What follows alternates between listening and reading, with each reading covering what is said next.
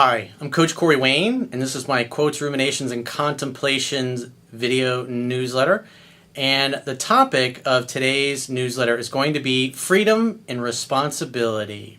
And so I got a quote. This is actually from Sigmund Freud, and I love this quote because everything that I teach in my life, especially in my second book, Mastering Yourself, which is a book of self-reliance, that's a big part of the message of what I teach.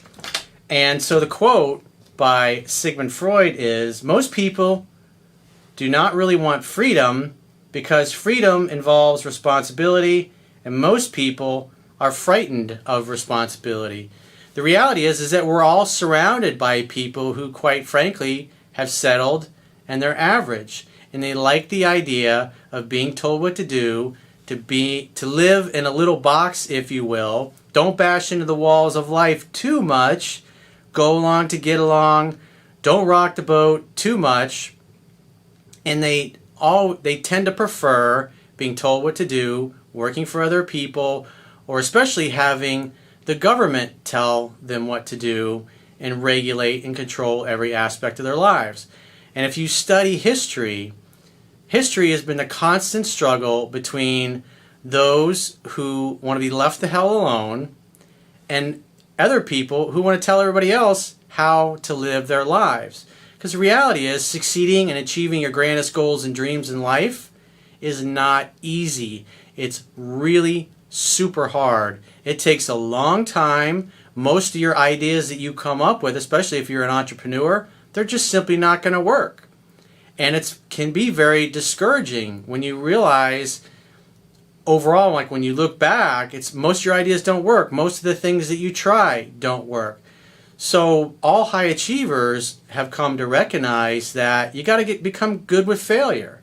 Because the reality is you're going to spend more time failing and not succeeding than you are succeeding.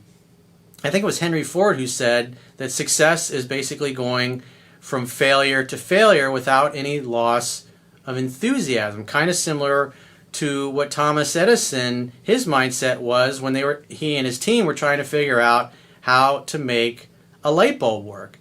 And he had tried thousands, I think it was close to 10,000 different materials he tried to get the light bulb to work, and he was always excited.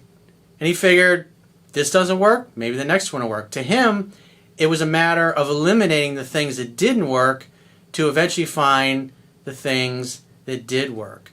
And success, whether it's in your career, moving up the corporate ladder, sometimes you go up as high as you can at a particular company in your corporate journey. And maybe you hit a glass ceiling, you don't have the same amount of tenure or the connections in the company that other people do, and so you end up working underneath people that, quite frankly, you know that you're smarter at and better at and you do a better job at, but because they've played the game longer and they've been there longer, they get the promotion over you.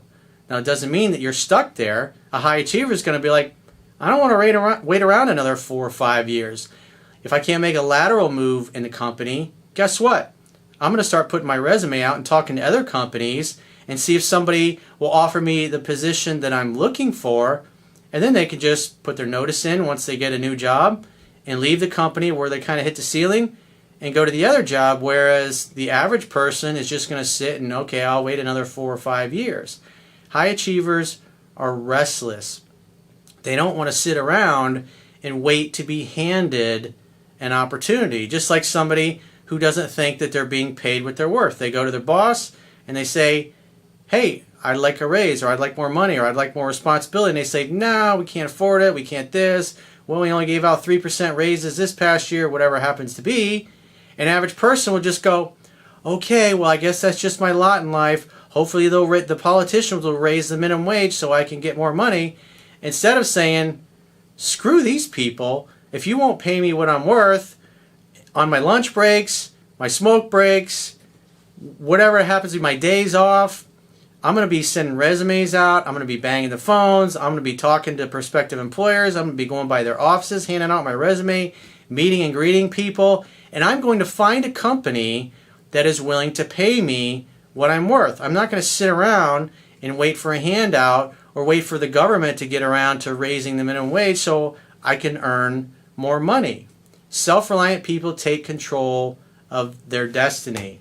People that are not self-reliant, it's just like the quote from Sigmund Freud says, is that most people, they're frightened of that responsibility.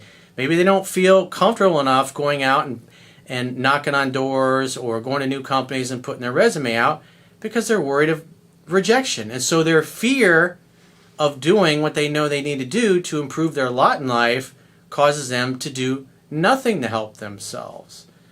And so if you're watching this video, obviously you tend to be more of a self-reliant person who is taking control of his life or her life because you know that it's up to you to shape and change your destiny. Nobody is coming to save you. Nobody's going to fix your life. You have to do that yourself. You must participate in your own rescue. There was a quote, I can't think of who said it, but it goes something along the lines of, a formal education will earn you a living, a self-education will earn you a fortune.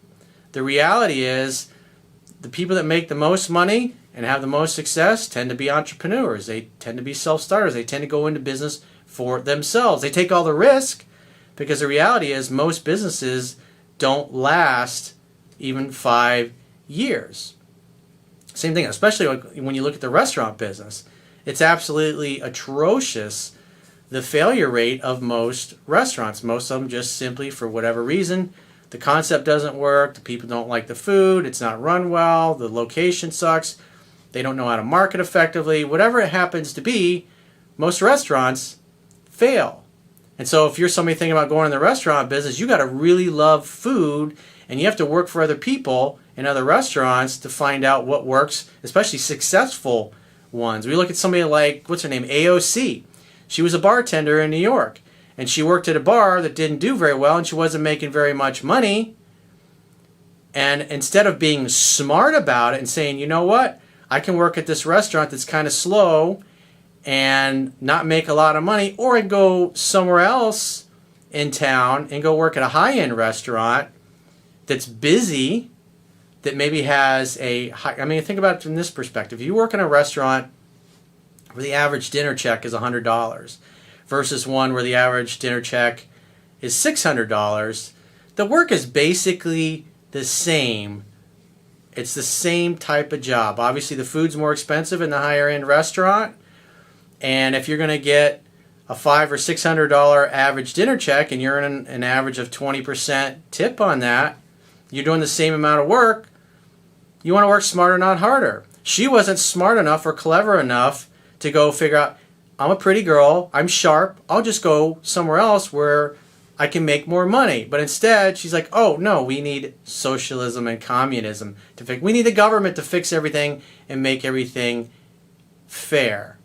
Well, the reality is life is harsh. Life is unfair. And nobody cares about your problems or my problems or anybody else's problems. It's up to us to take control of our lives, to shape and change our destiny. If somebody's not paying you what you're worth, don't sit there with your thumb up your ass and go, gee, I wish somebody would fix this. It's up to you to fix it. Go out and find a job, find somebody else that's willing to pay you more. And if you need more knowledge, you got to grow, because at the end of the day, you get paid based upon the value that you bring to the marketplace. So you got to grow your reserve of knowledge, and you got to develop your gifts, your skills, and your talents. And then you got to find somebody that's willing to pay you what you're worth. If your current employer is not doing that, then you need, in your spare time when you're not working, to find an employer who is. Same thing with being an entrepreneur in business. Learn from other people that have successful businesses. Go work in the field or the business that you want to work in. Get some experience, learn the industry, learn how they make money, learn how they determine what they're going to charge, learn how the company is structured, what types of jobs people have, what their responsibilities are, how it's run, how they market their business successfully, what kinds of people they hire and keep, and what makes the business prosper and grow. And then when you learn everything backwards and forwards, and you have some capital, then you're ready to start your own business. And ideally, you'd like to start your own business in your spare bedroom and build it up slowly while you continue to work for somebody else. And then when the income is about equal, then you can tell your employer, it's been great, put your 2 weeks notice in, and go for what you really want. So if you like the content of this video, I know you'll like my third book, Quotes, Ruminations, and Contemplations, where there's about 250 quotes in here from the thousands of articles, a random selection of them that I've written over the years. And so I'll read the quote, and then I'll kind of freestyle, just like what I did in this particular video, but I go through my own quotes and relate it to the things that I teach. You can go to understandingrelationships.com, subscribe to the email newsletter, read it for free there. You can also get it on Audible, iTunes, and audiobook format. It's available in ebook format, paperback, and hardcover. And if you'd like to book a coaching session with yours truly, go to understandingrelationships.com, click the products tab at the top of your screen, and book a coaching session. Until next time, I will talk to you soon.